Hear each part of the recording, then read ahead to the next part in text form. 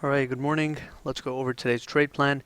So in the overnight session, we were using the 44.75 to 46.75 as the bull bear zone, and the zone held up on multiple tests. And at this point, even heading into the day now, that is a key area, and we're going to continue using it as the bull bear zone to identify short term which side is in control. Holding above it means that buyers still have a shot at an upside move, and a break and hold below the bull bear zone would tell us that we're in a weaker market and we could head lower and test some of the support zones below. Um, so first let's talk about the upside scenario. So in order to get some upside directional conviction in the market, we do need to break above 53.75 to 55.75. Until then, it's simply balancing in the overnight range. So at this point, if we hold the bull bear zone, go up and break above 53.75 to 55.75, that would tell us on a larger time frame that we now have upside conviction in the market, and from that point forward, the market can go up and test 1860, 1863 to 66, and eventually even go and retest the all-time high. Doesn't have to happen today, of course, but eventually, perhaps after quadruple witching, which is tomorrow. So with the options expiration and futures expiration, the quad witching tomorrow, chances are that we're not going to break outside of the recent range. It's just that the recent range is quite wide, right? The recent low is 23.5 and the high is 67.5. So we're in a pretty wide range. And, on the smaller time frames, this 44.75 to 46.75 can give us a pretty good edge to give us an indication on which side is in control. But on the larger time frames, we know that the market is simply balancing in a wider range.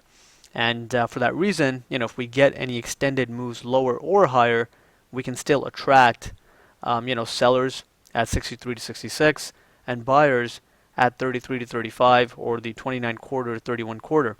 So overall, it's a bigger balance, but short term, this bull bear zone is very key. So if we break below the bull bear zone, we can definitely go and fill that naked VPOC at 40.5 and test the 38.5 to 40.5 zone. We can still get rotational activity off the zones, but below the bull bear zone, we'll know that the sellers are more in control.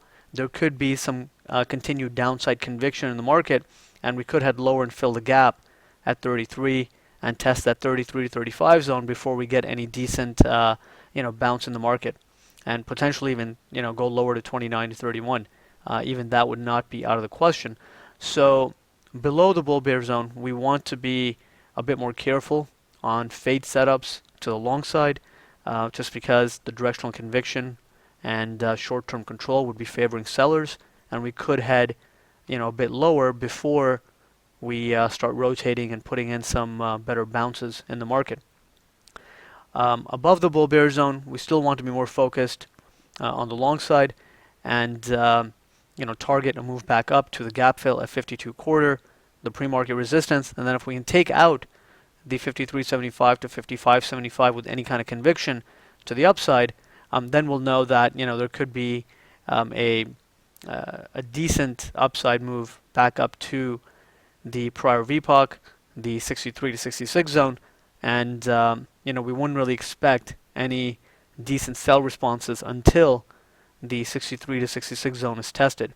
So if we break above pre-market resistance, then you don't want to be shorting the market in mid-range and looking for any big downside moves, because at that point the directional conviction would be confirmed to the upside, and we could go up to initial resistance before we see any better rotations or some better pauses in the market.